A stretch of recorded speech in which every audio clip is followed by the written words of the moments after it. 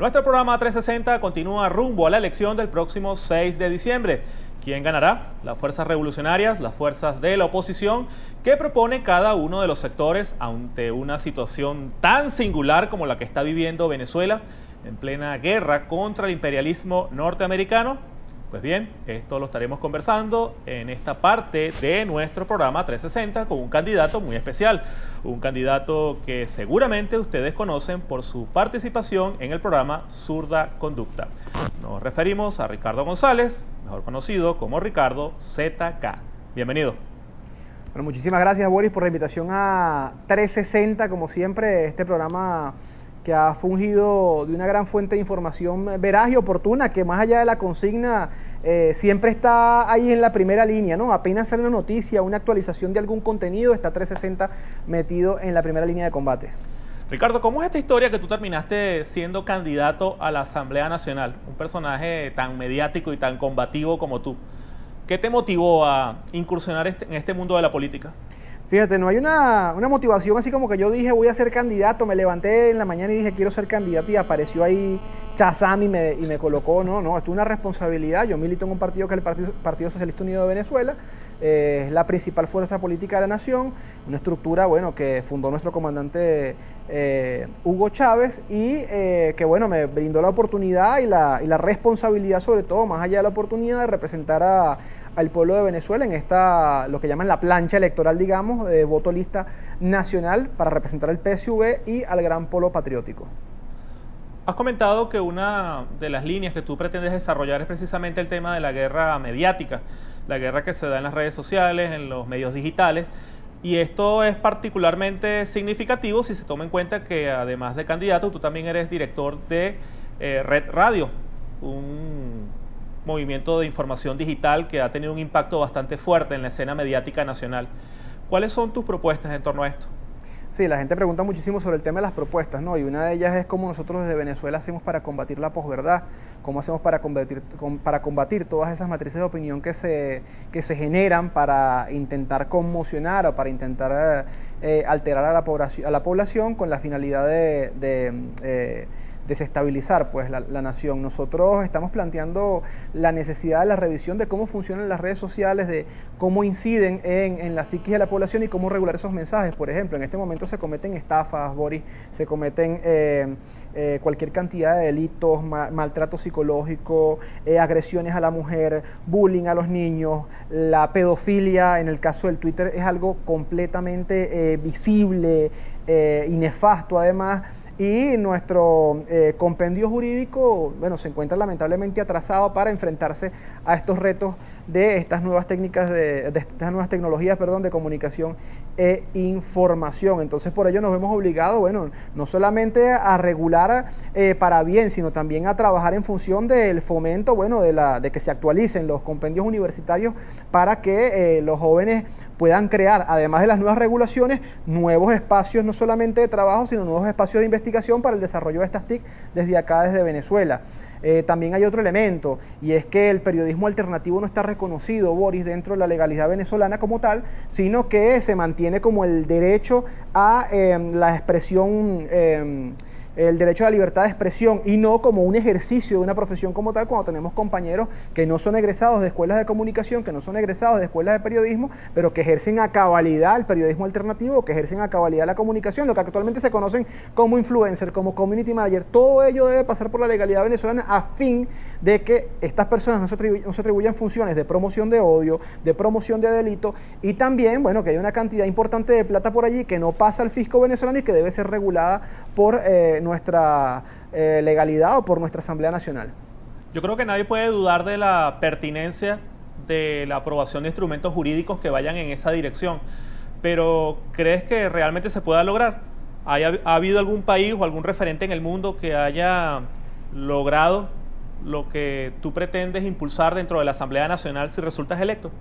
Sí, fíjate, la promoción del odio no es algo que que sea solamente de Venezuela en función o que tenga nada más el carácter político en Venezuela. Por ejemplo, en Estados Unidos hubo un caso muy polémico en el que Estados Unidos, ¿no?, la panacea de las personas que adversan el proceso revolucionario, hubo un caso muy polémico en el que una profesora tuvo relaciones íntimas con uno de sus alumnos y lo publicó en las redes sociales y tuvieron que buscar, sortear una serie de leyes para poder demostrar que había cometido un delito no solamente en el ejercicio de la profesión como profesora, sino también en la divulgación de contenido. Es indispensable que nosotros en este momento acabemos con el bullying, acabemos con lo que viene siendo la agresión a la mujer dentro de las redes sociales, con este tema de las publicaciones de las fotografías de la exnovia y todo esto, de carácter de venganza, Boris, porque esto ocurre a diario. Y estoy tocando temas inherentes de la juventud, porque estos no son temas, Boris, digamos que incidan o que digamos no son delitos que sean comúnmente cometidos por personas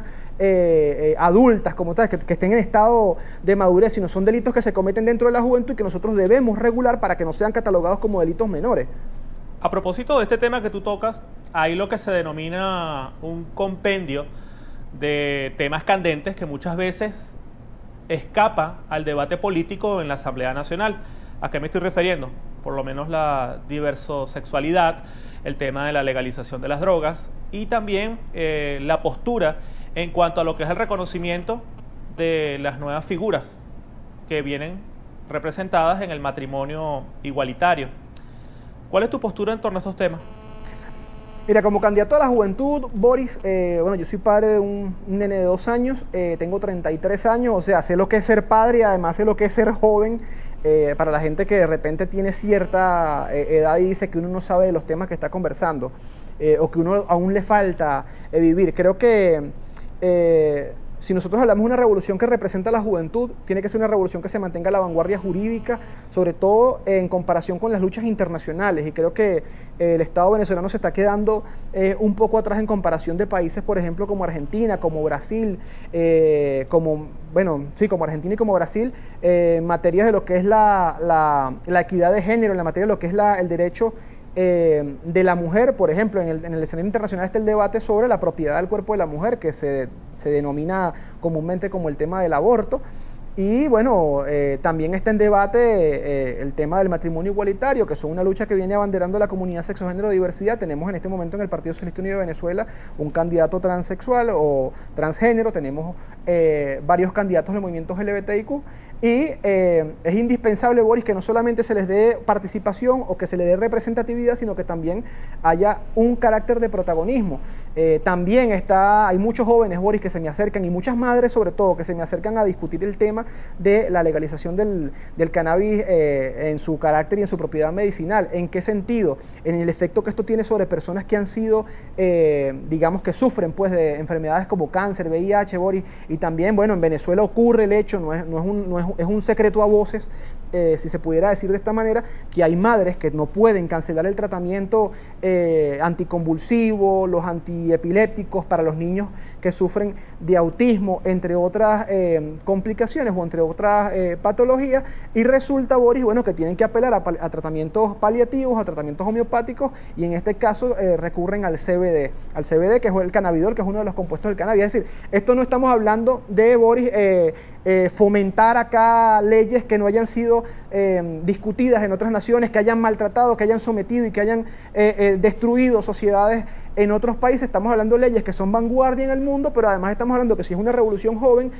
al menos la discusión tiene que darse, Boris, porque en una revolución donde hay juventud no pueden haber tabúes. Y de repente, bueno, habrán sectores que dicen, a mí no me gusta esto, a mí no me gusta aquello. Nuestra responsabilidad como candidato es escuchar al pueblo de Venezuela y es llevar las diferentes propuestas. Así como está esto, también están las propuestas de carácter económico, como es el impulso del Estado comunal en su fase productiva como tal, el fortalecimiento de los CLAP, algo estructuralmente vital, sobre todo en este proceso de bloqueo. Pero estos puntos que te estoy dando, Boris, yo sé que fortalecerían muchísimo estos sectores que han sido históricamente excluidos. Hay que darle más poder a la gente que sigue luchando desde abajo, que sigue combatiendo el bloqueo. Y bueno, por ello vemos nosotros que el presidente acaba de aprobar una ley antibloqueo, que ciertamente hay sectores por allí que están diciendo que se le va a dar participación a la empresa privada, que históricamente y que siempre ha tenido participación. Y es que en la revolución bolivariana no se ha planteado ningún ataque a la propiedad privada, nunca se ha dicho que no puede haber empresa privada en desarrollo en Venezuela, pero esta ley antibloqueo intentará garantizar todas las funciones del Estado para darle la alimentación a la gente, para darle la medicina a la gente, pero también tenemos que impulsar leyes que le den mayor beneficio a la gente, como es el caso, por ejemplo, del tema de los créditos bancarios. Es indispensable que haya una mejor política crediticia para los pequeños emprendedores, que es un ejercicio de nuevo tiempo, que es un ejercicio en crisis, Boris. Y sigo hablando del tema de la juventud.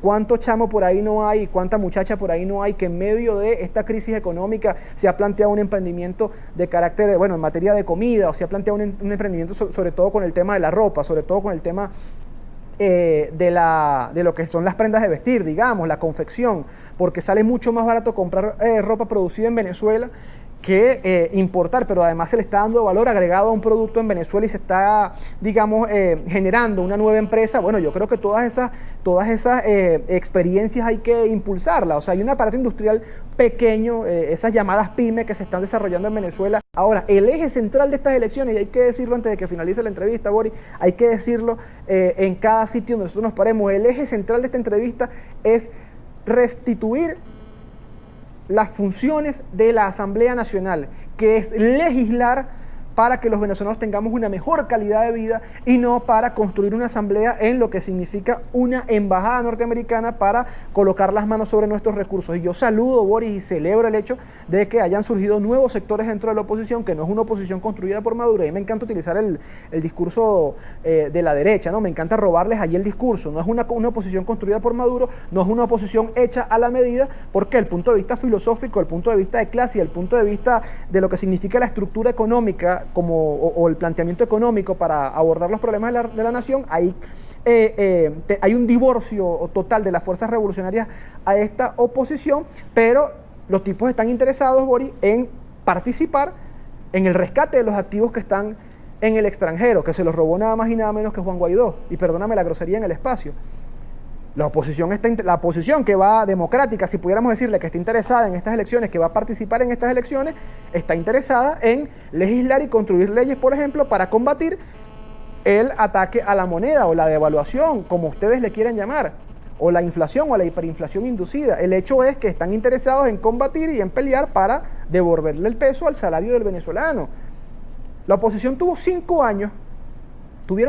años, Boris, para escribir por lo menos una ley contra Dólar Today, para solicitar en escenarios internacionales que cesara la doble tasa de cambio en Colombia, un elemento fundamental para proteger el salario del venezolano, y no lo hicieron.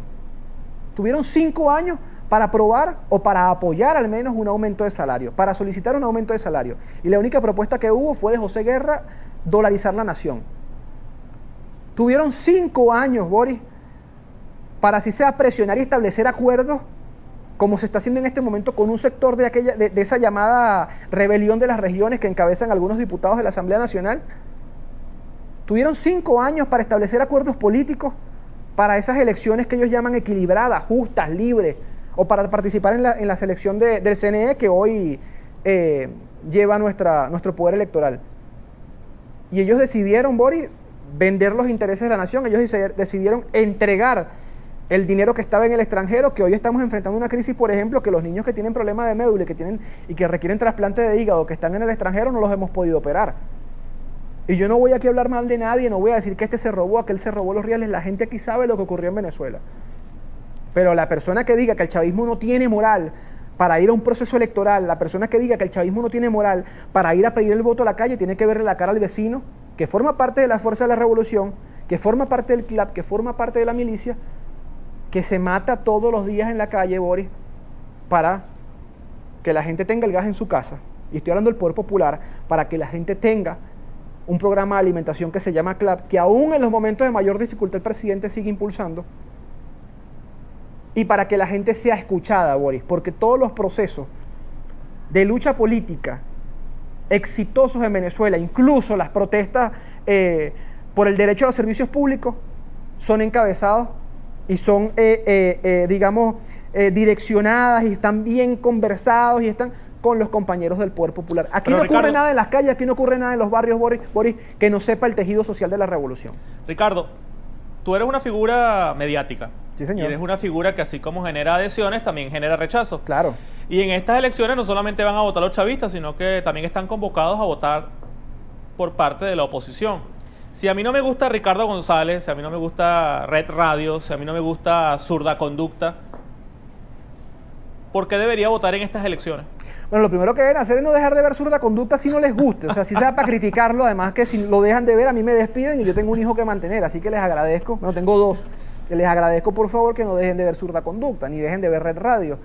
Pero, bueno, el Partido Socialista Unido de Venezuela tiene una diversidad, tiene una amplitud de candidatos.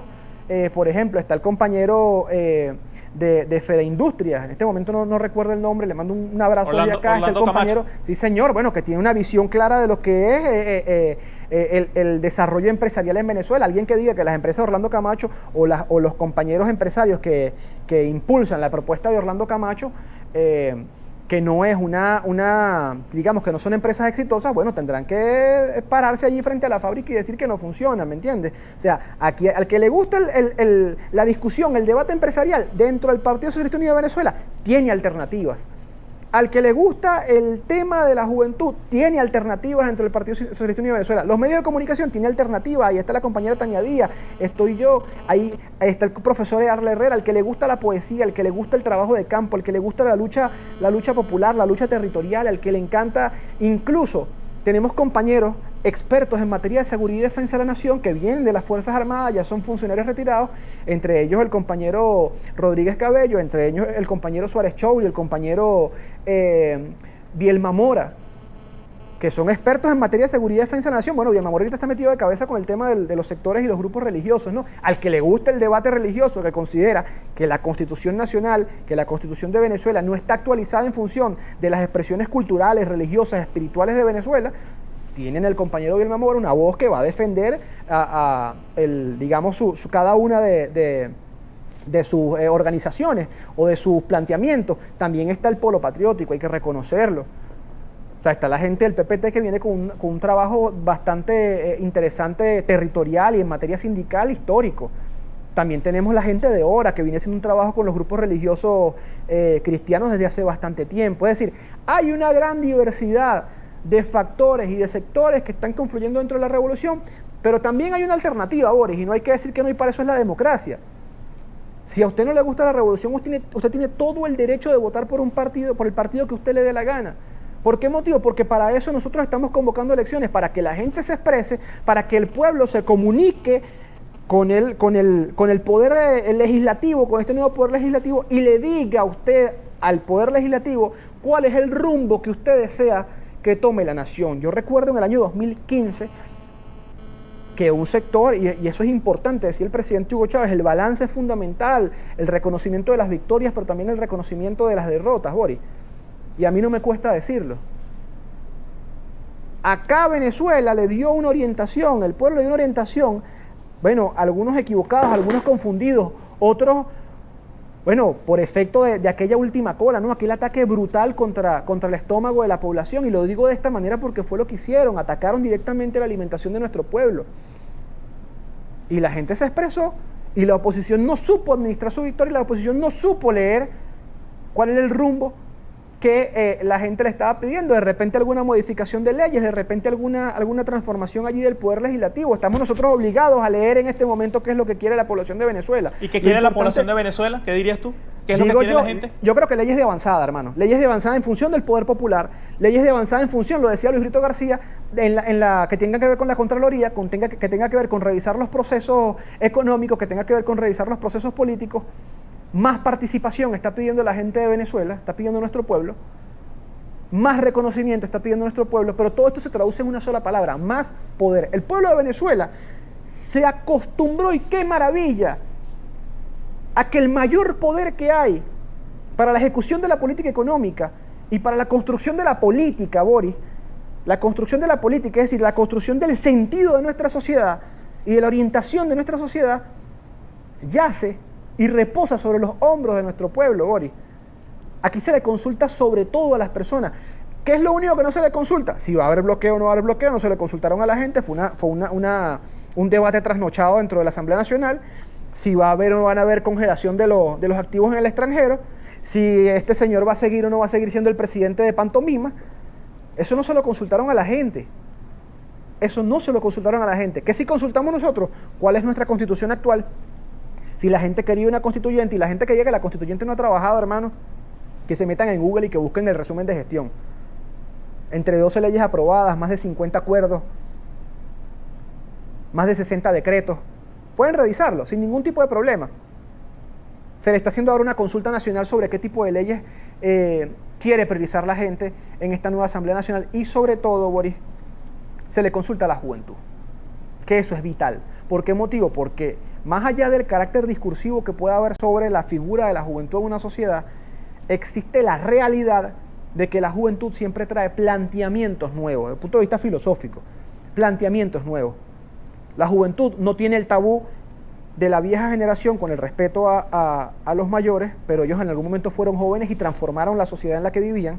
No tiene la juventud de las generaciones, no tiene los tabúes de las generaciones pasadas, pero además gozan de algo que es, o digamos, no tienen ese compendio de elementos que llevan a aquella frase, ¿no?, de que el oro viejo no aprende a hablar. No tienen esas mañas que tiene uno de repente ya cuando llega a cierta edad. Y no hablo del tema de la pureza, hablo del tema de la creatividad, hablo de la capacidad de innovar. Esos elementos solamente yacen en el seno de la juventud, en la cabeza de la juventud, en el corazón de la juventud. Yo quisiera con el tema de la juventud también hacer una reflexión, porque es un tema bastante significativo el que tú estás tocando. Cuando uno analiza cómo fue la elección del 2015, vino antecedida por las guarimbas del año 2014, sí, señor, en el cual la juventud se convirtió en una especie de punta de lanza de la oposición que decía vamos a la calle, vamos a hacer guarimba, vamos a tumbar a la dictadura. Y cuando uno veía esas manifestaciones eran un 99% jóvenes. Sin embargo, vino el año 2015 y cuando llegó la oportunidad por parte de la oposición de definir las candidaturas, más del 75-80% eran personas muy mayores.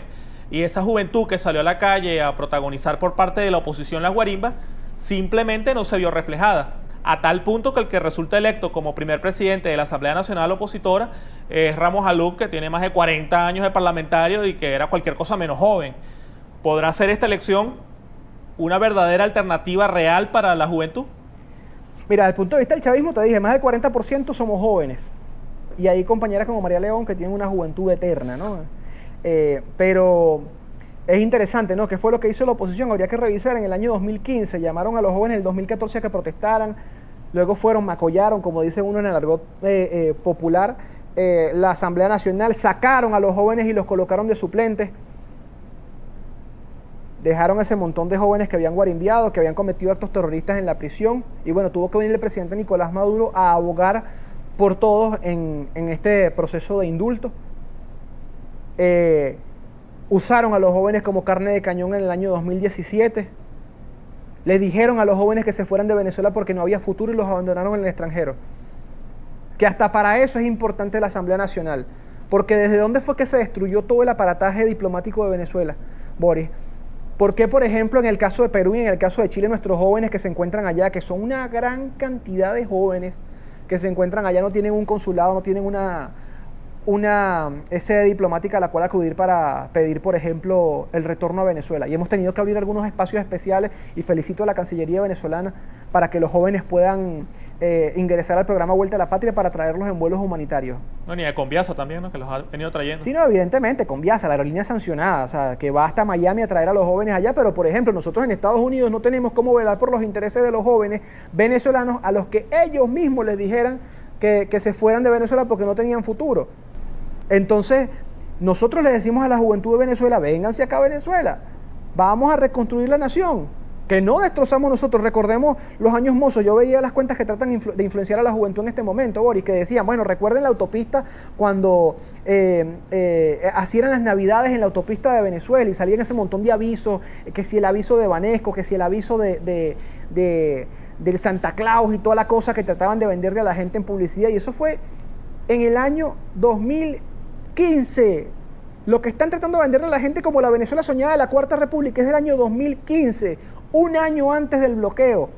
Y le digo a la gente, el hecho de soñar, y le digo a mi pueblo, el hecho de soñar no está muy lejos. Está un año atrás del bloqueo. En esta nación, Boris, ciertamente habían sectores que tenían problemas de agua, pero fueron sectores donde los barrios nunca fueron planificados, donde la gente levantó el barrio del suelo sin un bolívar del Estado. Y fue el comandante Chávez el que planteó la redistribución de la riqueza para que la gente pudiera, desde construir la escalera del barrio hasta colocarle agua. Hay barrios en Venezuela, Boris, que tienen gas directo, hermano, gas directo, un privilegio que era único para las residencias, para las mejores poblaciones, digamos, entre comillas, ¿no? Porque para mí la mejor población es la de mi barrio. Pero ahora, Boris, hay un gran escenario de oportunidades que se abre en función de que hay productos que no podemos importar, pero que podemos producirlos acá. ¿Y qué mejor fuerza laboral, no mano de obra barata como lo ven afuera, qué mejor fuerza laboral para relanzar la economía venezolana, eso que tanto pide la gente, eso que tanto pide la población, para impulsar el agro, por ejemplo, que la fuerza de la juventud? Y ahí se los dejo de reflexión. El que quiere rescatar a su país tiene que rescatarlo desde adentro, compadre. Vénganse acá, aquí hay un gobierno que les abre las puertas, hay un gobierno que les coloca el avión para que se vengan, pero que además combate el coronavirus en la calle con la gente, que combate el efecto sobre los alimentos en la calle con la gente, el efecto del bloqueo sobre los alimentos en la calle con la gente, y que además va a tener una Asamblea Nacional que lo va a representar, porque no hay que negar tampoco, Boris, es una batalla, una contienda dura que se nos viene, que la oposición, en vista de que los macolleros no están presentes, hay una gran cantidad de candidatos jóvenes allí, entonces el debate va a estar duro, compadre, y esos son los escenarios que a nosotros nos gustan. Bien, ustedes lo escucharon, Ricardo González de Zurda Conducta, ZK y Red Radio, quien muy amablemente como candidato a la Asamblea Nacional ha compartido con nosotros su disertación de por qué, si usted es chavista, si usted es opositor o a usted no le gusta la política, debe acudir a votar el próximo 6 de diciembre. Gracias, Ricardo. De nada, hermano. Bien, vamos a una pausa en 360, no se vayan, que al retorno continuaremos con mucho más. Ya venimos.